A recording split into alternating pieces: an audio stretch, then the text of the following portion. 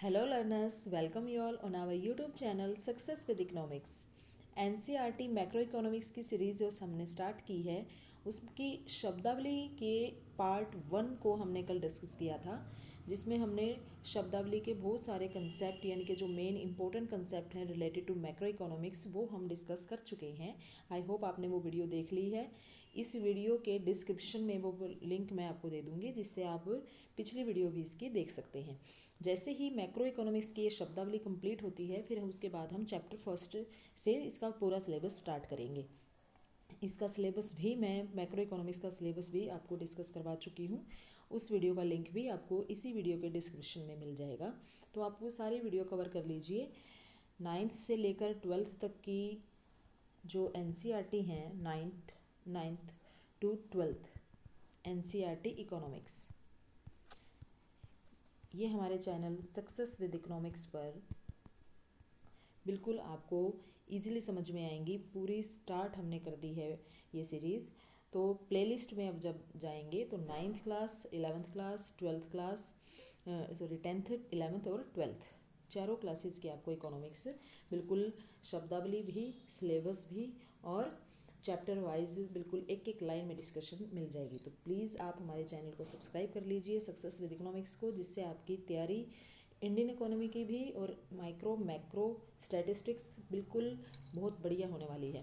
साथ साथ आप नोट्स बनाते रहिए, अपने नॉलेज को इम्प्रूव कीजिए। तो आज हम स्टार्ट करते हैं मैक्रो इकोनॉमिक्स की शब्दावली का नेक्स्ट पार्ट, प्रत्याशित। किसी परिवर्त के कोई भी वेरिएबल है उसका वास्तविक मूल्य के विपरीत योजनागत मूल्य। भाई कोई भी चीज़ रियल में जो है और हम एक्सपेक्टेड जो करते हैं कि इसकी अगर हम प्लानिंग करें तो इसकी वैल्यू क्या होगी, एक्सपेक्टेड वैल्यू को हम प्रत्याशित बोलते हैं। ठीक है, यथार्थ मतलब जो वास्तविक है, योजना नहीं बल्कि उसके विपरीत कोई वास्तविक मूल्य, यथार्थ। ठीक, ये वर्ड आपको जब हम चैप्टर करेंगे वहाँ लिखे मिलेंगे, इसलिए मैं आपको पहले समझा रही हूँ ताकि आपको इजीली क्लियर हो जाए कि प्रत्याशित इनकम अगर कही जाती है तो मतलब जो हमने एक्सपेक्ट की है, जो हमने सोची हुई इनकम है। और अगर मैं कह दूँ यथार्थ आय यानी कि जो हमारी एक्चुअल में इनकम है। ठीक है, तो ये मतलब है इनका। उसके बाद है राष्ट्रीय आय गणना की व्यय विधि। अब देखिए, जब हम नेशनल इनकम को मेजर करते हैं तो उसके 3 मेथड है। फर्स्ट है product method, second income method and third है एक्सपेंडिचर मेथड। तो शब्दावली में आपको कहीं पर प्रोडक्ट मेथड की परिभाषा दी मिलेगी, कहीं पर इनकम की और कहीं पर एक्सपेंडिचर की। तो अब यहाँ पर देखिए एक्सपेंडिचर मेथड है,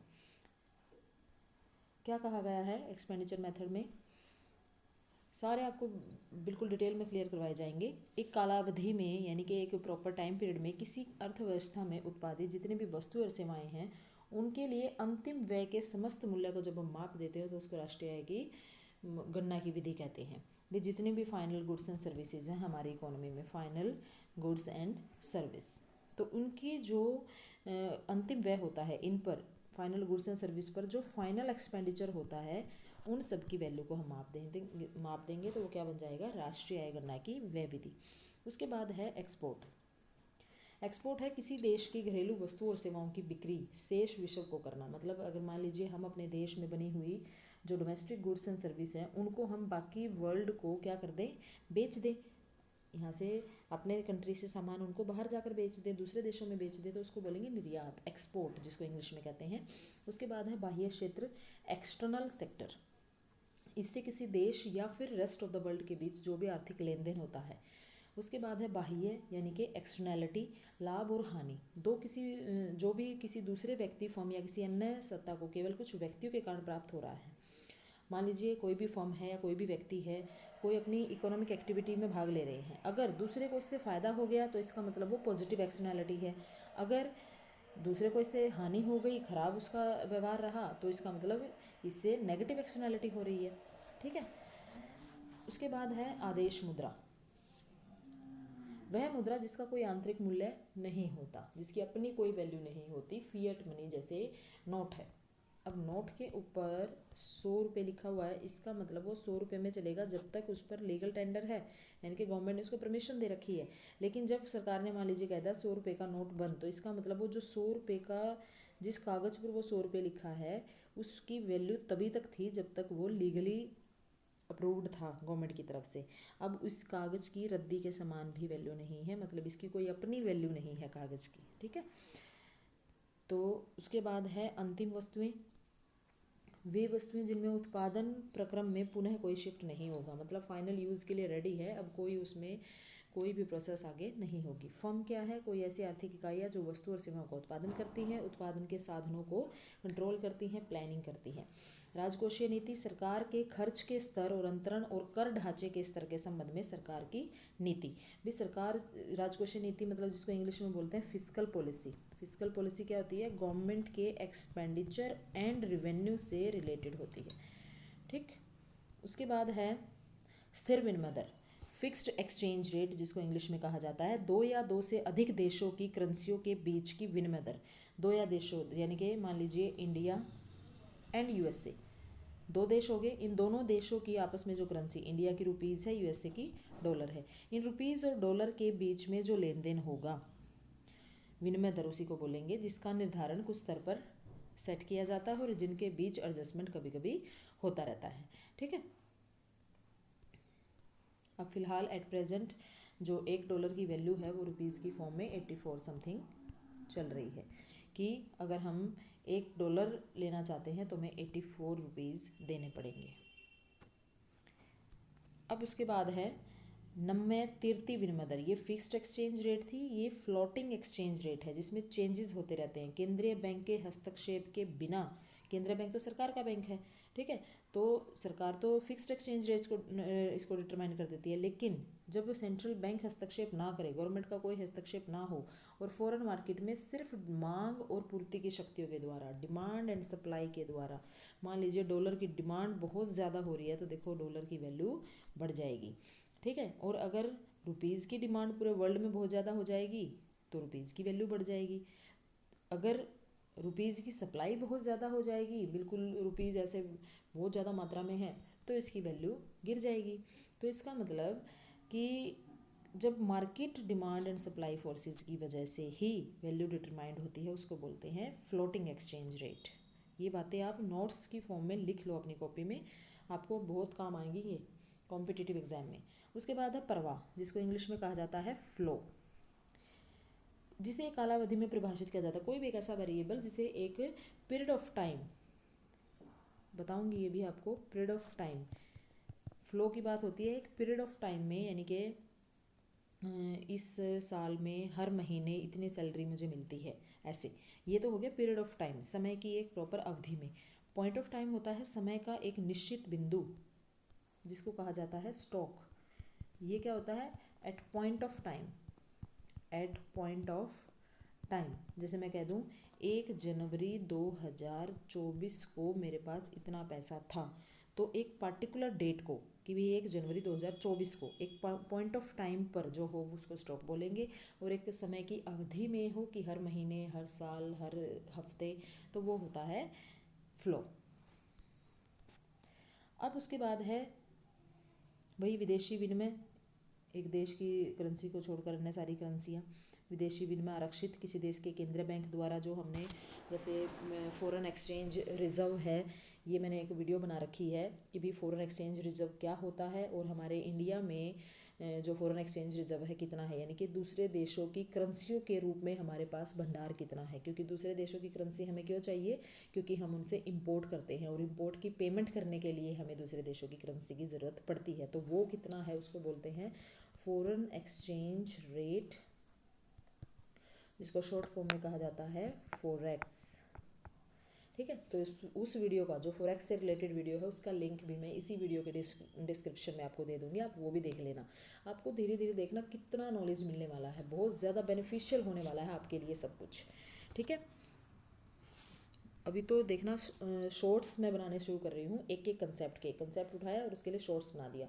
बस आप एक कॉपी बना लो अपनी, और उसमें जो भी मैं आपको करवाती जा रही हूँ उसके नोट्स बनाते जाओ, और कभी बैठकर फ्री जब बैठे हो नोट्स को पढ़ना। आपका नॉलेज कितना इम्प्रूव हुआ है पहले से, आपको खुद ही इसमें डिफरेंस पता लग जाएगा। उसके बाद है उत्पादन के 4 कारक, उत्पादन के 4 कारक।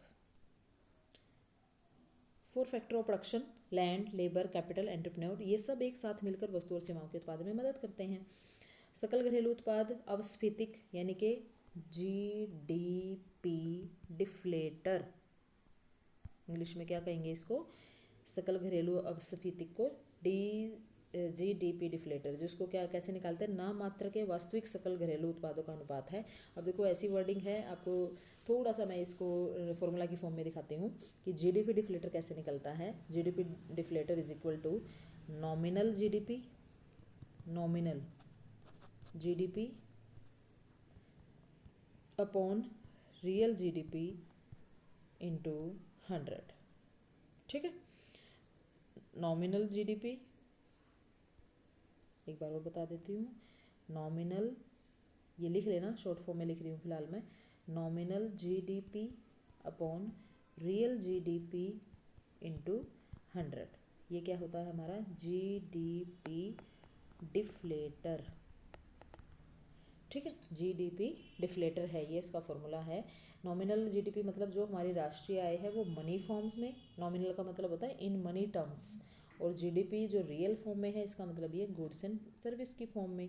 तो इन दोनों को जब हम रेशो निकालते हैं इंटू 100 करके तो वो जीडीपी डिफ्लेटर निकल आता है। ये मोस्ट इंपॉर्टेंट फॉर्मूला है, लिख लीजिएगा इसको।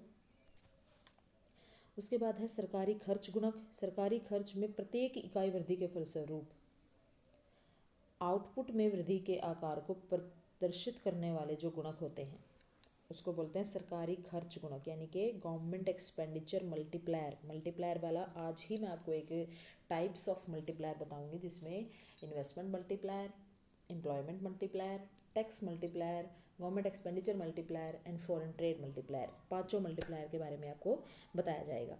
उसके बाद है गवर्नमेंट। अब गवर्नमेंट क्या है, सरकार क्या है, राज्य जो देश में कानून व्यवस्था कायम रखता है, टैक्स लगाता है, कानून बनाता है, नागरिकों के कल्याण को प्रोत्साहित करता है, बढ़ाता है। महामंदी, ग्रेट डिप्रेशन जिसको इंग्लिश में कहा जाता है, 1930 के दशक का जो टाइम था, न्यूयॉर्क में 1929 में स्टॉक बाजार में इतनी तेज़ी से गिरावट आई थी कि हर जगह पर गिरावट, बेरोजगारी की बड़ी मात्रा में वृद्धि हुई थी। तो 1930 का 29 से और 33 का जो टाइम था, 1929 से 33 का जो ये टाइम था, ये ग्रेट डिप्रेशन का टाइम था, महामंदी का टाइम था। इस मंदी से बाहर निकलने के लिए ही केन्ज ने मैक्रो इकोनॉमिक्स का कंसेप्ट दिया था। मैक्रो इकोनॉमिक्स के फादर कहा जाता है केन्ज को। ठीक है, और वैसे सबसे पहले यूज़ किसने किया था माइक्रो एंड मैक्रो को, क्वेश्चन है ये, माइक्रो एंड मैक्रो दोनों वर्ड को सबसे पहले यूज़ किया था किसने, रैगनर फ्रिश ने। रैगनर फ्रिश, यूज़ करने की बात आई कि ये दोनों वर्ड यूज़ किसने किए, दोनों वर्ड को डिवाइड किया था, माइक्रो एंड मैक्रो इकोनॉमिक्स को दो पार्ट्स में डिवाइड किया रैगनर फ्रिश ने। तो सबसे पहले micro and macro word use किए थे रैगनर फ्रिश ने, लेकिन केन्ज ने मैक्रो की इंपॉर्टेंस बताई। ग्रेट डिप्रेशन के बाद केन्ज ने ही मैक्रो इकोनॉमिक्स यानी कि सरकार को आगे आना चाहिए, मैक्रो इकोनॉमिक्स का कंसेप्ट दिया था। केन्ज ने ही बताया कि कैसे मैक्रो इकोनॉमिक्स का यूज़ है हमारी इकोनॉमी में। तो याद रखना है आपने, ये इंपॉर्टेंट पॉइंट से नोट कर लेना। उसके बाद है जीडीपी, किसी देश की सीमा के अंतर्गत उत्पादित वस्तुओं और सेवाओं का समस्त मूल्य। इसमें पूंजी स्टॉक के मूल्य ह्रास के प्रतिस्थापन निवेश भी शामिल होते हैं। ठीक है, तो जीडीपी क्या है, एक वर्ष में एक अकाउंटिंग ईयर हमारा कौन सा होता है, 1 अप्रैल से 31 मार्च, ये हमारा अकाउंटिंग ईयर है। इसी एक अकाउंटिंग ईयर में देश के सामान्य निवासी द्वारा, जो नॉर्मल रेजिडेंट है, उन सामान्य निवासियों द्वारा जितनी भी final goods and service produce की जाती है उनकी वैल्यू, ये सब क्या है, जीडीपी यानी कि राष्ट्रीय आय। अब है सकल राजकोषीय घाटा यानी कि ग्रॉस फिस्कल डेफिसिट, जो सरकार की प्राप्तियां हैं, गवर्नमेंट को जो रेवेन्यू होती है, चाहे वो रेवेन्यू रिसिट है, कैपिटल रिसिट है, उनकी अपेक्षा जो सरकार का एक्सपेंडिचर है वो जब ज़्यादा हो जाता है उसकी वजह से क्या आ जाता है, घाटा आ जाता है, डेफिसिट हो जाता है। बिल्कुल आपको ये डेफिसिट वाला पोर्शन बजट का जब मैं चैप्टर कराऊंगी तो वहाँ पर सभी डेफिसिट के टाइप्स हैं वो डिटेल में करवाए जाएंगे विद फॉर्मूला और विद न्यूमेरिकल। उसके बाद है ग्रॉस इन्वेस्टमेंट, पूंजीगत स्टॉक में अभिवृद्धि, जिसमें पूंजी स्टॉक में होने वाली टूट फूट के लिए प्रतिस्थापन भी शामिल होता है। ये है आपका ग्रॉस इन्वेस्टमेंट, ग्रॉस में टूट फूट भी और जो हमारा नेट इन्वेस्टमेंट है सब कुछ शामिल होता है।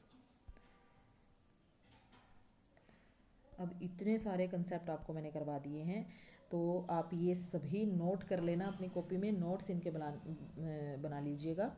इससे नेक्स्ट जो हमारा पार्ट होगा, अब देखो सोचा था कि ये 2 पेज आपको मैं करवा दूँगी, लेकिन एक एक बात समझाने में काफ़ी टाइम इस वीडियो का हो गया है। तो नेक्स्ट पार्ट में मैं आपको ये सारे अलग से जो पेज हैं ये भी करवाऊँगी। अब 3 पेज हमारे हो चुके हैं शब्दावली के एनसीईआरटी की बुक में से, और ये 3 ही रहते हैं। तो 1 या 2 पार्ट में इसको मैं बिल्कुल समअप करवा दूँगी, और उसके बाद फिर हम चैप्टर फर्स्ट मैक्रो इकोनॉमिक्स का स्टार्ट करेंगे। ये हिंदी मीडियम है, लेकिन मैं साथ साथ आपको इंग्लिश में बता रही हूँ अब, तो आपको ज़्यादा क्लियर होगा। ठीक है, तो इंग्लिश मीडियम स्टूडेंट भी आप इन वीडियो को देख सकते हो। अगर आपको लगता है कि इंग्लिश मीडियम स्टूडेंट में हमें इंग्लिश में ही मटेरियल चाहिए, तो आप कमेंट बॉक्स में बता सकते हो, मैं इंग्लिश में भी ये सारी वीडियो आपको प्रोवाइड करा दूँगी। ओके, तो please like and share this video, please subscribe our channel. Thank you very much.